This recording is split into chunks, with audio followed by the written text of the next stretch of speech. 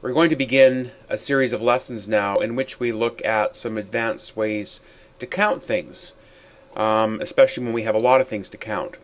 So, first example here, we have a cafe which has a lunch special, and it consists of your choice of an egg or ham sandwich, and then a drink, milk, coffee, or juice, and then a dessert, yogurt or pie. And the person is going to choose one item from each category. What we want to know is how many meals are possible, how many different meals are possible. So we're going to list them all out. And when we're asked to do this, a convenient way is to use a tree diagram. I have an egg or a ham sandwich. And then after that, I'm going to choose my drink. So for the egg, I could have a milk, juice, or coffee. And same thing with the ham. And then for each of those combinations, I could have a yogurt or a pie.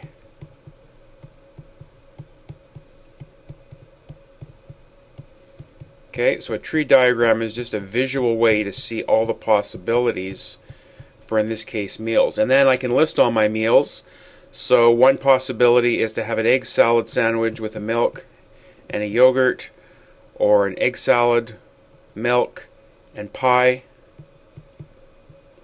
And I just follow the branches of the tree diagram to list all my possibilities.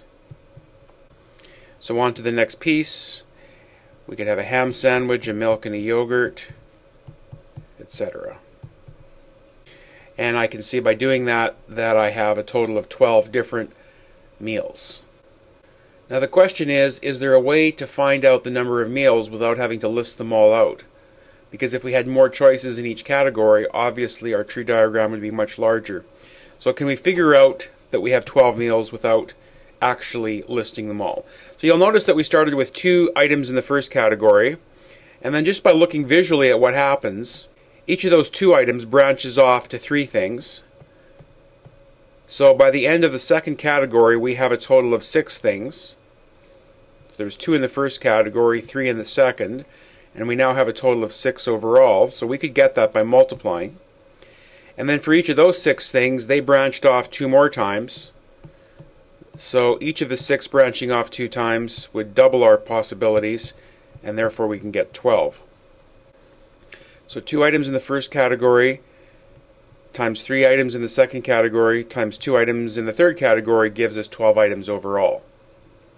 So if we looked at another example, we have a computer store here, and again we're going to choose one of each item in each of these categories. A computer, in which there's 5 to choose from, a monitor, 3 to choose from, a printer, 5 to choose from, and a multimedia package, in which there's 2 to choose from. So again, I could draw a tree diagram to represent all of this, and if you're ever stuck as to how this is going to go, that's always a good way to go. So I could have computer 1, computer 2, computer 3, computer 4, computer 5 to choose from. And then for each of those computers, I'm going to branch off to 3 things in the next category. So far I'm going to have 5 times 3, 15 different possibilities up to the end of the first 2 categories. And I think I can see then that with my 4 categories, to get the total number of systems, I can just multiply. So 5 computers times 3, there's my 15 I just talked about. For each of those 15, we can branch off 5 times for printers. So times 5. And then for each of those combinations so far, we're going to branch off twice. And so if I multiply those numbers, I get a total of 150 different system configurations. So the point of what we're driving towards is something we call the fundamental counting principle, which, as hopefully you understand through the tree diagram, if you have one item to be selected from M choices and a second item to be selected from N choices, then the total number of ways to select the 2 items can be found by multiplying the number of items in each category. So M times N ways. And that's the concept of the fundamental counting principle. We multiply the number of items in each category to get the total number of items when one choice is being selected from each category. So let's look at an example here with trying to figure out how many different two-digit numbers are there. So 12 is a two-digit number, etc. 24. How many two-digit numbers are there? Well, there's lots of ways I could figure that out, but a systematic way to do it, and a way using the fundamental counting principle, is to think about it in terms of how many different choices do I have for the first number. Well, I can choose 1, 2, 3, up to 9 for the first number, so that's 9 different choices. And then each of those numbers can branch off to 10 different numbers, because 0 can be included. So 9 choices for the first digit multiplied by 10 choices for the second digit gives me a total of 90 different two-digit numbers. Alright, here's another similar example, but this time we're looking for the number of four-digit numbers. So those blanks represent the 4 digits in the number, but we're only allowed to use these digits to make up the number. And in the first case, we're saying that we can repeat the digits. So we could have, for example, the number 1111. Alright? So let's go through this digit by digit. The first digit could be any of the numbers except 0, because if it was 0, then it wouldn't be a 4-digit number. So we have 1, 2, we have 5 different digit possibilities for the first blank. For the second, third, and fourth, since we can repeat any of the numbers, we're going to have 6 choices. And if you multiply those numbers together, you get 1,080 different 4-digit numbers. So let's compare that to how many we would have if we could not repeat the numbers. So for the first digit, again, we could have any of the digits except 0, so 5.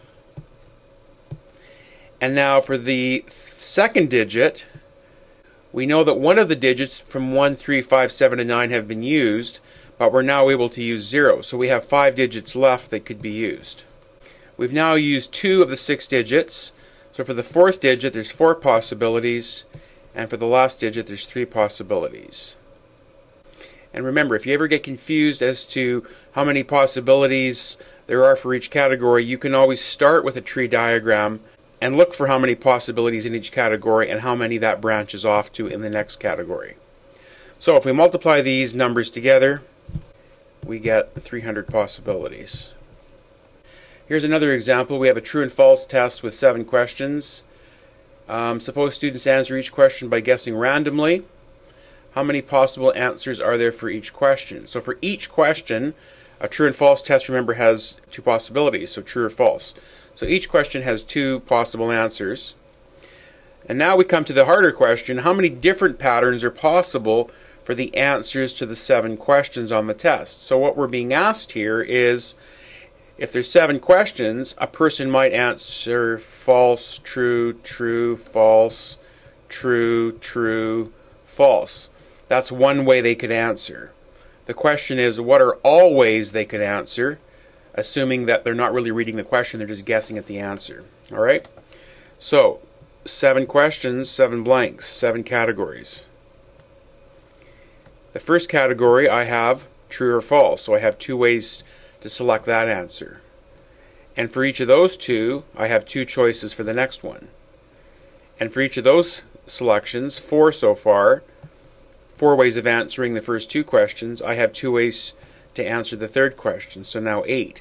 And I can see that since I have true and false as an option for every question, I'm multiplying by 2 every time. In other words, 2 to the 7th possibilities for ways I can answer the test, 128. And then a follow-up question, what's the chance that a student would answer all 7 questions correctly? Now we're assuming you're guessing. Well, one of those ways out of the 128 would be correct. So if you just guess, 1 out of 128 is your probability of being correct, which is why you study, because hopefully you can raise that probability.